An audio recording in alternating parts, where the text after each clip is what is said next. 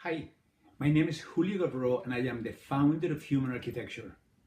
Human Architecture is a consulting business. We are dedicated to leadership development and executive coaching. For years, I've been interacting with my clients with their concern, that is how I can produce better results with my company. I need to get higher productivity. So I asked them, well, what have you been trying? What have worked? What haven't worked? Well, we tell people to work harder, we tell people to work longer, we tell them they need to be smarter, the way they work. But it just doesn't work. It doesn't produce the results that I think we could get. So I've been looking and looking and looking, and then I like anatomy. I like to take things apart because that tells me how things work. So I came out with this idea, these 5 elements over here, the 5 elements of the anatomy of action. I'm going to talk to you one by one so you can understand them and see how you can put them together and increase your productivity. Everybody in the world is after success. Every person wants to be successful with the family, with the relationships, raising children, with work, with the community, etc., etc. Success is very wanted by everybody. And there are different levels of success. Some people measure success by money. Some people measure success by reputation. It doesn't matter how you measure success. In order to produce success is something very, very important that you're going to be using all the time. In order to be successful, you must be in action. We cannot sit in our little duff and expect to get things to get done. We have to be in action. But the question is, how do we get people to get in action? Like I said, some executives have said, we tell them to work longer, we tell them to work faster, we tell them to work smarter, and it's not working. Well, of course it doesn't. If you ask an individual to work longer and he's going home at 9 o'clock or 9:30 every night for 3 weeks, his wife is going to say, hey Johnny, what's going on here? You come in late every night, you're eating cold leftovers, and the kids are in bed by the time you get home.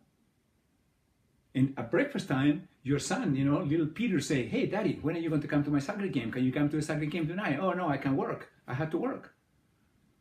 Your little daughter, Stephanie saying, Daddy, can you take me to karate tonight? And she say, no, honey, I'm sorry, I have to work again. That's going to create an internal conflict for that individual. And all the other employees, they're working late. And it's not going to work for them. So you're paying most of the time, over time, you're overworking your people and you're not getting the success you want to do. Because how you acquire action is not the way it really works. What about doing 8-hour work? People it's a work for 8 hours, but they don't produce for 8 hours. What is it going to take to get people to produce for 8 hours so they can go home at 5:30, and they can have weekends off and holidays and even extra time off if necessary? In order to do that, we need to figure out how we're going to get them into action. The way to get people into action, I say, they have to be committed into action. If I have a room with 100 people and I ask the question, how many of you would like to lose 10 to 15 pounds? 95% of the people will raise their hand. Would you agree? Of course.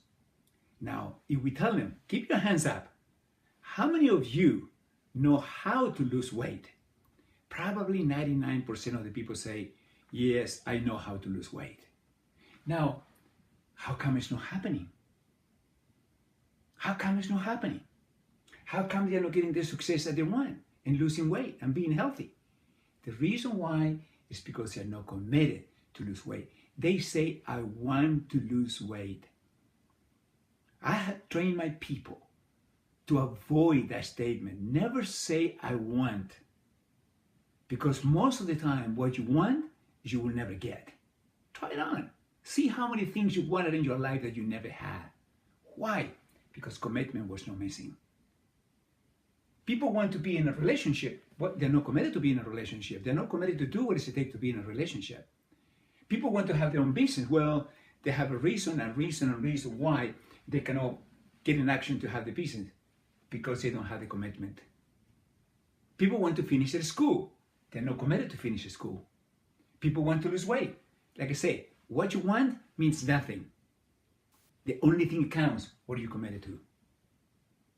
So now, what does it take to get people committed? How are you going to get 10 employees, 100 employees, or 800 employees in your company to be committed? You need to create conversations.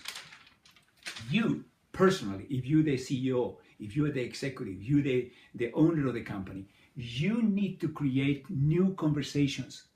The conversations you've been using, they're all conversations, they're all paradigms.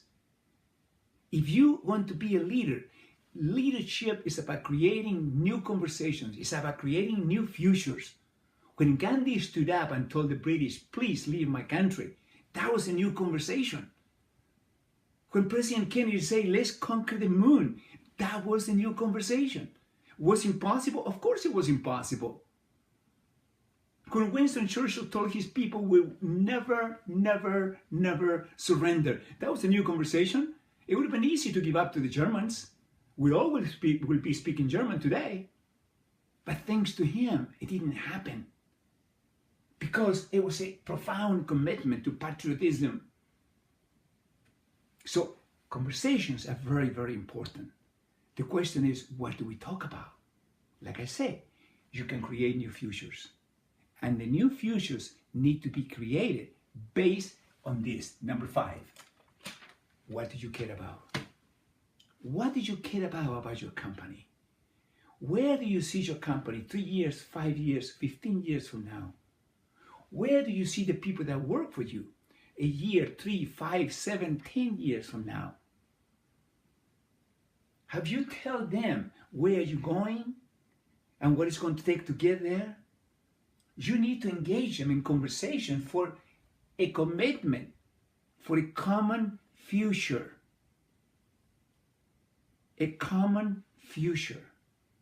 You cannot get there all by yourself. They cannot get there without you. So find out what they care about. Most likely they care about their family, their job, their religion, their well-being, maybe the economical well-being of the family. And most likely you care about those things. So when we have common cares, you can help them. And they will help you. They will collaborate with you. When they see that you care, they will care. But it's going to start with you. You are the leader. You are the director of the band. Create caring. Create a culture of caring. Create powerful conversation. Let people talk to each other. Do forums. Do forums. Do think tanks where people can express their ideas. Listen, no idea is born perfect. No idea is born perfect. It's like a child. The child is messy and, it's perfectly made, but, it's complicated. So ideas are not perfect. But when people discuss ideas, listen to the ideas other people have.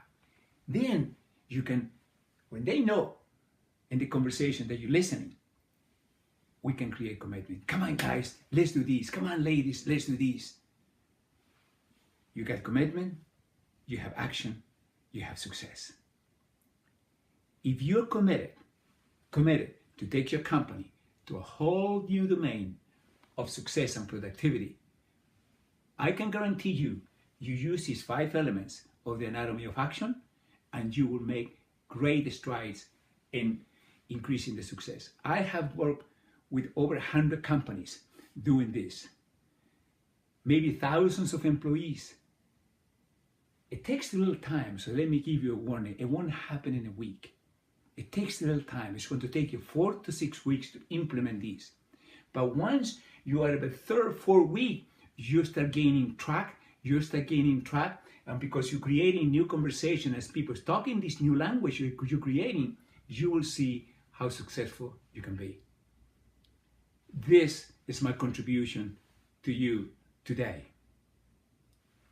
I'd like you to be the most successful businessman that you ever can be.